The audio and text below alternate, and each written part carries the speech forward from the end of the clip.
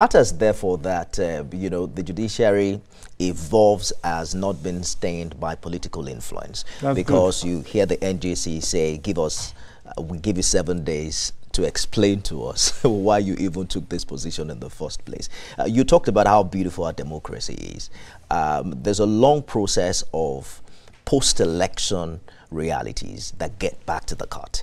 And we saw what played out in 2023, where public sentiment did not align with the position of the court. Do you think that judiciary is under any pressure, to play to that gallery or to prove a point? Because if post-election, the hope gets back to the court that we have some, credible individuals there who can give justice that aligns with the truth as to what happened at the polls. I like this, and sadly, I do not expect that anything will change as long as you are reasoning with your emotion until you come back to your logic, until you come back to your senses in analyzing issue. You will continue to see things from your own prism.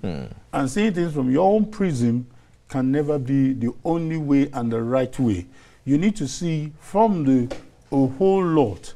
And probably that will require you to go and study law. I'm telling you, because the judges are not going to pander towards your emotion. They are going to say the way it is, because trust me, I can imagine the drama in Kano, when the appeal court or the first court, says that the power should return to APC or APC should continue. People went to the streets, everywhere was, haywire.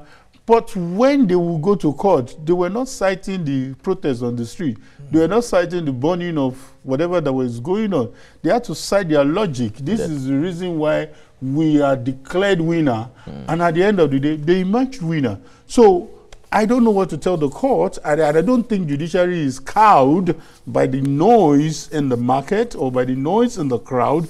It is for people to do the proper thing. It is, if you think the law is not solid, is not critical enough, do the best you can by lobbying the lawmakers to review our Electoral Act, to look at how things should be done. Otherwise, the judiciary will work by the book. And that's the conversation we don't have until when is election close year. to the election. I mean, where we can ask our lawmakers who represent the majority of the Nigerian public that what happened in 2023, how can we make it better? How can we improve on our laws and our procedures? But if we appear in 2027 with the same law, it's still going to give us the same results. The same cry, yeah. And I think I look at all the issues that were raised, especially the one that has to do with political review, the Electoral Act. I feel some of them were laughable. I feel some of them were strong enough to be reviewed. And I want to believe that they should do the best they can, to also push for President's assent. Otherwise, for example, the one that is quite sensitive, the issue of gender, that seat should be reserved for women and stuff like that.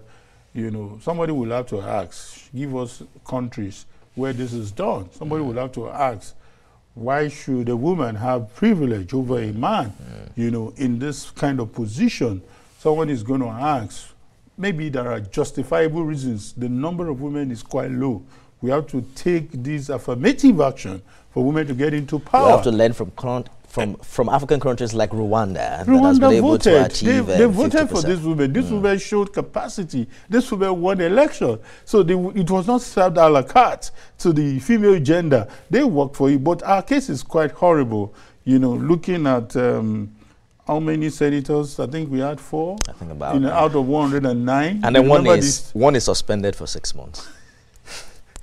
You want us to talk about that? No. I'm just saying. So that's to let you know that it is about your action and not really about your gender. Right. So those are the things that we will be looking at. But I think there will be more strong women in the next election. We've had Senator Remy, who is now the First Lady. But I sincerely believe that the advocacy shouldn't be, the voices shouldn't be drowned. They should continue the advocacy. All right. And trust me, if I see a capable woman and a woman and a capable woman, I would definitely go for the woman. We'll find time to talk about the factors that have kept the women away from winning elections, which I believe is very obvious. I don't think that our political system is wired in such a way that allows the women folk to have the same number of seats at the table, and that's why some are saying we might have to give them a quota system that can boost the number for now. But we'll talk about that subsequently. Ladeinde, executive editor, TVC News. Thank you so much for talking to us. Always a pleasure.